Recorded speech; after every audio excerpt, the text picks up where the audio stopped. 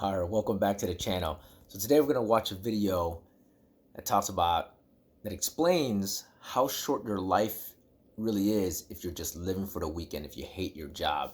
And I think I read some article a while back that majority of the people actually hate their job. So if you hate your job, you're gonna have a tough time. So I guess we're gonna find out how tough a time it is in this video. All right, so let's go. All right, so here's the video. So let's go ahead and get started. Based on the CIA's data, the country with the highest life expectancy is Monaco, with an average of 89.5 years old. In the United States, it drops to about 80. In Canada, about 82.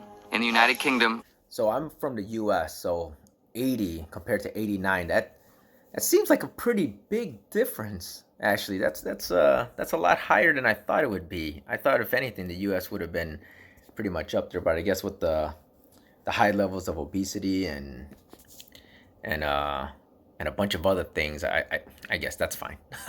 It's just interesting to think that the US is not higher, but we can go into it some other video. But yeah, our healthcare system's not the greatest, and there's all this other stuff. But anyways, here we go. around 81. Across the world, this number can fluctuate dramatically and drop all the way down to the low 50s in certain less developed countries. But for the sake of this video, let's assume your life expectancy is on the higher side of the world's average, and that you will have no incidents of health complications or tragedies, and that you will live to 82 years old. 82 years on this planet as I like yourself. that guy's Not too mustache. bad, but that's from birth. In terms of your remaining time in life, we have to subtract however old you are right now from 82. For the sake of this video, let's say you are 22 years old, as that is generally an age when a lot of people fully begin their careers.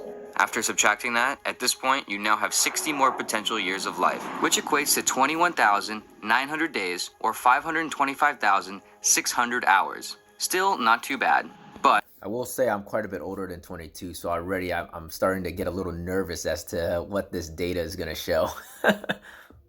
if you get an average of 8 hours of sleep per night, 175,000 I have two young kids. I can't tell you when the last time I had 8 hours of sleep. I would say I probably average closer to 5 to 6 hours. 200 of those hours disappear, and you now have just less than what is equal to 40 years of waking life left. That brings your life expectancy down 20 years. That's kind of scary, but it gets a lot scarier if the following is true for you.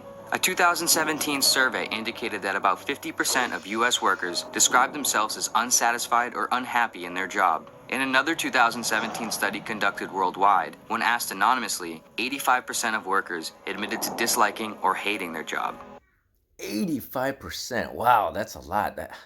You know, I wonder where like indifferent falls in, because I imagine there's probably a lot of people that are maybe not necessarily hate their job or dislike their job, but they're just indifferent. They're like, it's what I need to do in order for me to pay my bills so I can enjoy my life. But yeah, 85%, that's crazy. At such a large percentage, it is rather likely that one of these people might be you. Or perhaps you don't necessarily hate or dread your job, but you find yourself rarely ever enjoying it or feeling Yeah, there inspired you by go. it, and are always wishing for the weekend, always wanting the week to be over, and for it to be Friday night. If this is the case and your life enjoyment is based almost entirely on the week, I don't know why, but just like the fact that they're like waiting for the weekend and then they show a beer. I don't know why, that was just so funny to me. I guess I guess when I was younger, that was more so true. You're like, all right, the weekend's almost here. I'm gonna go hang out with my buddies and we're gonna drink. let's see what happens when we subtract all the weekdays from your remaining 40 years of life. There is an average of 260 work days in a year, not including holidays. After subtracting those across your remaining 40 years, your number of days goes from 14,600 all the way down to 4,000. Now you're saying holidays. Are holidays in different countries? Like the number of holidays, are they different or the same? You mean like it's they said holidays, but they didn't say if it were like American holidays or British holidays or whatever. I mean, it was just kind of like, oh yeah, minus, not including holidays. I don't know. 200, leaving you with only about 11 years. But if you Oh, figure you retire at an average age of around 63, you might say that you should get some of those days back. But if you also figure that in the US, the chance of having a disability or mental impairment is 68% for people over the age of 65. 68%. Man, that is a lot of people. That is scary. then this age isn't exactly a time of your life to hold out for and claim as years filled with happiness and enjoyment. So, in fact, I would argue that in terms of desirable life, we should actually take at least a portion of those days away. First, let's give you them all back. But then let's consider that after the age of 65, as you grow older and older, the likelihood of developing health conditions or having existing health conditions worsen only increases. So as a rough, generalized average, across all the years after retirement, all the way up until death, let's say a person has somewhere around 2 good, healthy, enjoyable days out of every 7. Now, you are Yikes. That's all I'm going to say. 2 good days out of every 7. That to me sounds terrifying. exactly right back where you were, with 11 years of remaining life. In living for the weekend, you went from what first sounded like a decent 60 years of remaining life, all the way down to only 11. And as an extra kicker, what if you have weekends that aren't that good? Weekends where you have to do things that you don't want to do, like house chores, yard work, dealing with annoying personal stuff, or even going into work to catch up on things. That's at least another year or more off of your remaining life. Good If you are lord. 22, your waking life expectancy for life you want to live is now equivalent to around the age of 32. Regardless, or the exact That is incredibly depressing. Can you believe that? Oh my lord. accuracy of these numbers to your life. If you live for the weekends, the point holds true. The idea that anyone would accept to live a life where this amount of it is wished away, where such a huge quantity of time is spent not wanting that time to happen, where such a small percentage is spent enjoying it and living in the moment.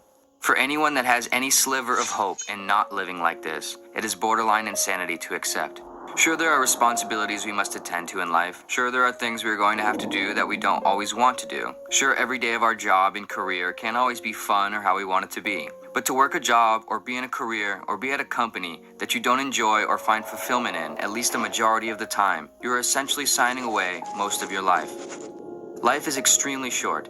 If you do out all of the math and consider every little trivial or self-maintenance oriented thing we spend time doing, even if you love what you do for work and don't subtract all the weekdays from your remaining life, the time we have is still frighteningly short. So it truly is so important that we do not give it away, that we are careful and conscious of what we exchange it for, that we do not let outside pressures from family, friends, or society convince us to just give it away blindly and choose jobs, careers, companies, or lifestyles that we don't personally enjoy or I will say one thing that as I've gotten older, I feel like I value time more than anything else. Like obviously money's important for you to be able to pay your bills and for you to be able to live um, live your life and whatnot. But I feel like that time, that's the one thing that is probably like most precious. Like you can't get that back. You can't once you use it, it's done. So I go out of my way to try to find things that allow me to free up my time. You know what I mean? Just so I can do things that I enjoy. I mean, I don't, you know what I mean? If there's such thing as like passive income, I mean, I would say that's the goal, really. You know what I mean? Nothing's like super passive, but the goal is to really just free up as much time as you can so you can, be able to do the things that you actually enjoy because time is probably the most precious thing out there. resonate with. That we don't become easily distracted or persuaded by short-term glitz and glamour that we know we don't really need. And that we try our best to avoid accepting anything less or making big mistakes that force us to have to. If you feel like you are constantly wishing for the weekend, only for it to come, and then in a blink of the eye, it ends and you are back at the same starting point on Monday, waiting for the weekend all over again. If you feel like you are anywhere close to living a life where you dislike almost every day of what you do, throwing each day into the trash of wasted time, perhaps you should spend some of your time trying to figure out how to make sure you don't waste any more of it. I don't really have much to add to that video except that was probably an incredibly depressing video. I don't know what you guys thought of it, but man, that was way more depressing than I thought it was going to be. Just looking at that, think about how quickly time flies and just yikes, man. I think I'm gonna have to start looking for more videos that are more upbeat, but that was way more depressing than I thought it was gonna be. Anyways, if you like this video, please click the like button, subscribe, and the notification bell. But yeah, I'm gonna go do something more productive with my time now. Thanks.